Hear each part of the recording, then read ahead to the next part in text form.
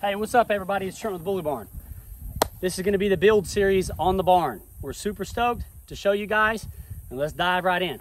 All right guys, we're rolling around Lowe's here. I got my helpers with me. We picked up some concrete stakes. Next, we had to pick up some nice 2x6s that are nice and straight. We don't want any crooked boards for our concrete forms. And then we're gonna roll over, grab some screws, and check out the channel drain and PVC pipe area to see which channel drains we are gonna be adding in Bully Barn for our drainage system. We really like the Speed D channel, and we are gonna show you guys those when we pick them up next time. We had a lot of other stuff that was also on our list, but for now, this time, we were just getting concrete forms and materials and stuff to get that done. So here we are loading up the boards. We had a great time. It was a fun little trip. We even had a chance to get burger and fries on the way home. I already had a couple 2x6s sitting at home, so I only ended up needing 6. And then we bought the screws and then the wood stakes for the concrete forms. So all together, expense-wise, I think we spent about $120, and that was not too bad for concrete forms on our 576 square foot area that we were setting forms at. I'm gonna start putting up these forms, and first things first, I'm gonna measure from my top of my post down on all 4 corners, just to make sure that all of our marks are gonna be even. And then I'm gonna transfer that line with a 2-foot level from my post over to the top of my concrete form, as you guys can see here. Takes a little bit of time, but it's worth it all in the end when you have a nice level product.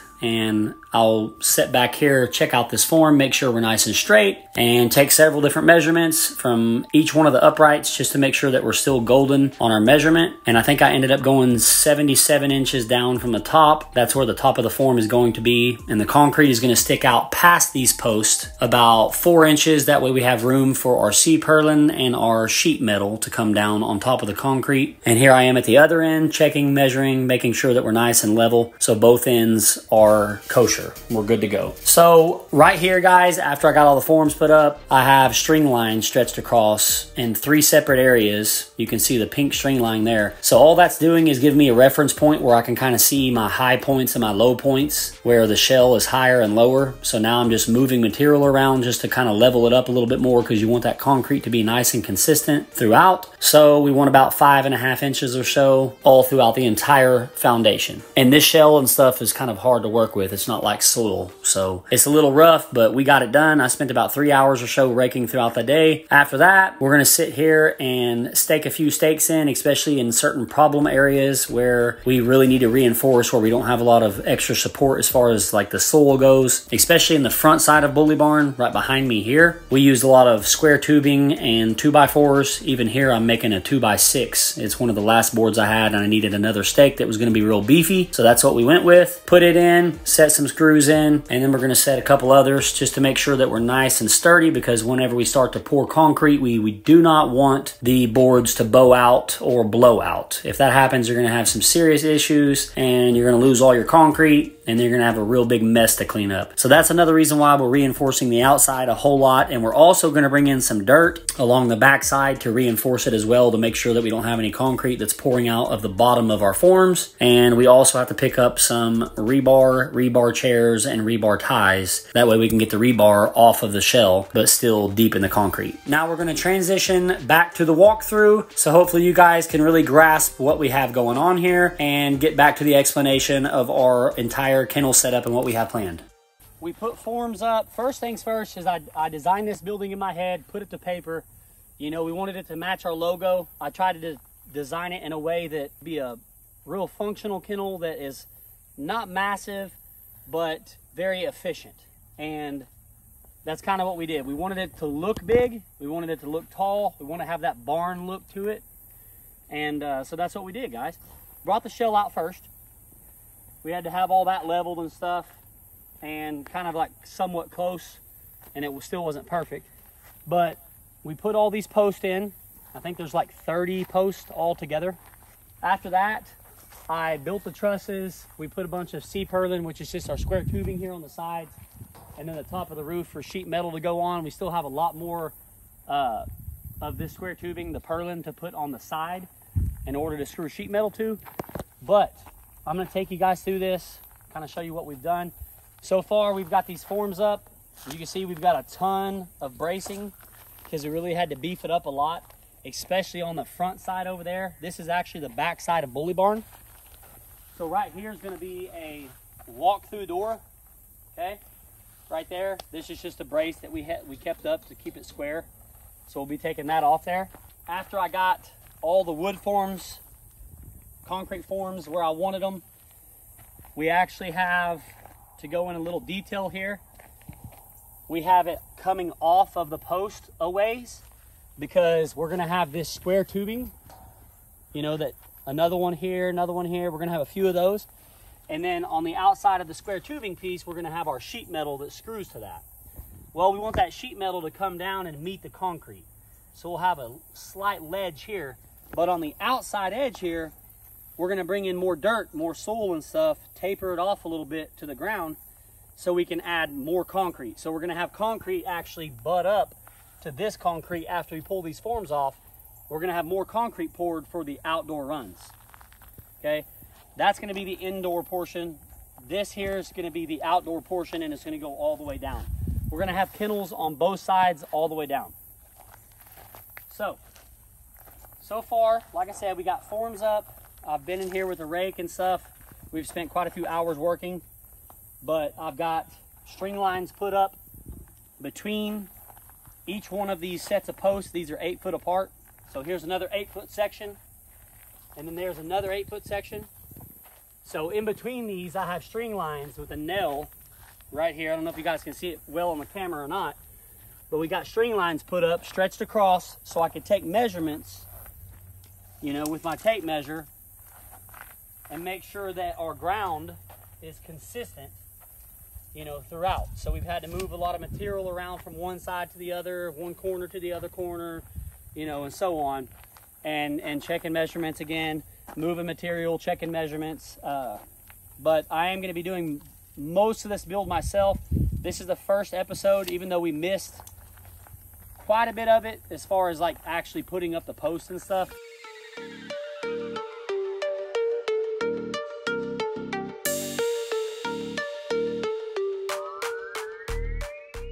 But all this stuff is square tubing, and we just cut it to length with what we needed, set everything up, and we squared everything off to begin with. And it's one of the first things we did when we moved out here, actually. Come on in here. We're going to show you what we have going on. So you guys already know that's going to be the walk-through door. We've also framed out this overhead door here. That's going to be a glass overhead door. It's going to slide up like an overhead garage door. Super stoked about that. This measurement from here to here is 13 foot. That's going to be the very center. So once this overhead door is here, you can kind of picture overhead glass door here. Okay, you'll come in. We're going to have kennels. This is where the kennels start. Okay, so the 13 foot in the middle is all for us. I think I'm going to design some type of like island or something that rolls around on some wheels, like caster wheels or something, so I can kind of move it if I need to or whatever. But we're going to have like an island kind of in the middle with some supplies and stuff like that. And I think this little square portion here, we might do some countertop or something. I'm not sure what we're going to do quite yet with that area, but we're figuring that part out. The 13 foot in the middle, like I said, this is going to be flat concrete. So from this is going to be where the kennels are right here. Same thing over here, guys. This is going to be the front of the kennel, and that's why I put these posts here. That's the front of the kennel. So we're going to have, I'll just come in the kennel. So we're going to have a kennel here, and this is going to be the front gate of the kennel. We're going to have another kennel here, front gate. Same thing here, same thing here, same thing here, same thing here. Unless we decide to do something different with that area, which I think we're going to. So we're at least going to have 4 kennels on this side, 2, 4, 6 on that side. So, I mean, we have the option to have 10 to 12 kennels, depending on what we want. But from this point on, we're going to have drains in the backs of the kennels. That way, we can have water from the center, and we're going to be able to spray down the concrete, and the concrete's going to slope to the drains in the back. the drains on the backs of both sides of the kennels is going to come to the front of bully barn. It's going to end somewhere around here, and we're going to tie these two drains together, right, Phil? And then we're going to tee that together, go out there, and that's where the septic tank is going to be. But yeah, guys, we're super stoked. That's what's going on right now. Like I said, I built the trusses and stuff myself, made, you know, kind of built them on top of each other, made sure they all matched. And the roof is like, to the tip is probably 18 foot tall, right around there. Concrete's gonna be about 5 to 5.5 inches thick. So it's gonna be plenty sturdy, real strong, stout. And like I said, we're gonna have a drain that goes all the way down bully barn from here all the way down there. Same thing on the other side. That way we can sit in the middle, spray our water, and the concrete will slope from the front of the kennel to the back of the kennel. Okay? And then after we're done with bully barn, that's when we'll, you know, after we're done with this portion of it, we're gonna come out and add, you know, we're gonna taper off the ground here on the outside. And we're gonna add runs on the outside. So we'll back you guys up for a second. I'm gonna show you guys. This is going to be a doggy door here.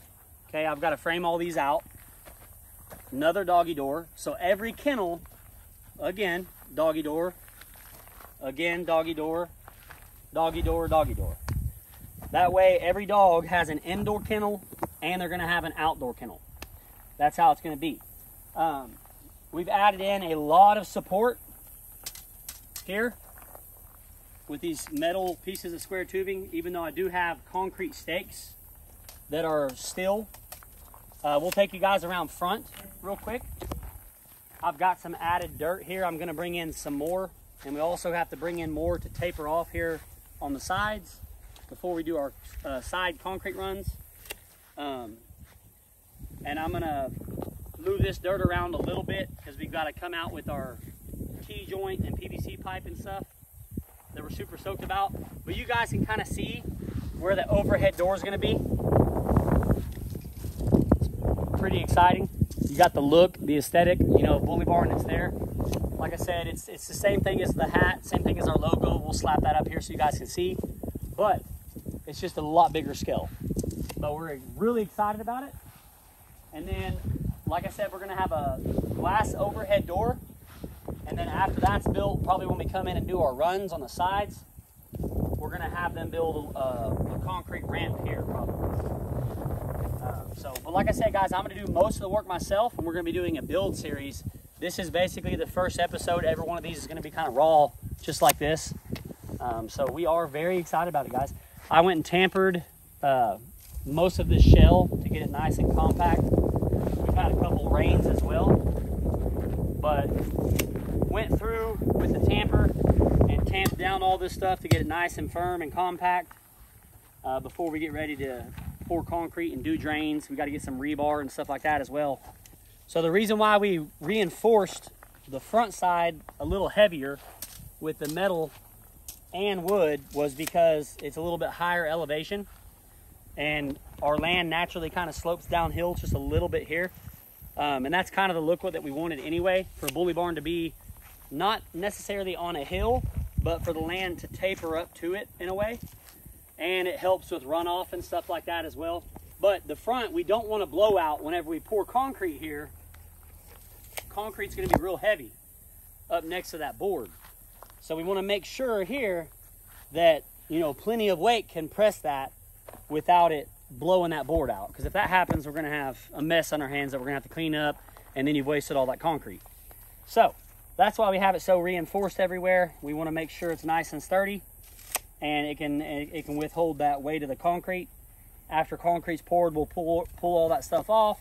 And like I said, guys, the concrete's going around the post, and then we have more C-purlins and stuff to put on. We're going to frame out doggy doors, slapping on sheet metal so we can skin the entire thing. On the inside of bully barn, we are going to spray foam with closed cell spray foam. And then we are going to probably put some white sheet metal. Bully barn is going to be white on white, white roof, white trim, white sheet metal for the most part. Kennels and stuff, I'm going to weld them and design them myself. We're probably going to have them painted or powder coated black. But yeah, on the inside, we're going to do white sheet metal here that comes up, and we'll bring you guys in here. On the inside, as far as like looks wise, design wise, I think we're going to do some rusted tin on the roof pitches here. So rusted tin there, white tin on the wall. And then on this little section here, from here on up, we're probably going to do white shiplap boards or white sheet metal, probably boards, just to give it a a little bit different texture in here. So probably like white shiplap from here up on that second wall portion. And then the last roof pitch there, the big one up top, we're probably going to do more rusted tin vertically. So it's going to be super pretty. It's going to look awesome. We're really excited about it. It's been a long time coming. So I think that's a wrap for this video, guys. Episode 1 on the build is done. We've been working our tails off out here, trying to get everything prepped for concrete and drains. We got to throw some rebar and stuff in here as well. But we're going to keep you guys, up to date on what we have going on. We're going to be doing another episode here soon. But that's it on this one, guys. Follow us on Instagram at bully.barn.b. Follow us on Facebook at Bully Barn. My number is 405-568-6846 if you guys have any questions. Also, we have a Twix and Pompey litter that's dropping in about 19 days. We'll post that banner up. If you guys are interested in that one, hit us up. You guys have a good one.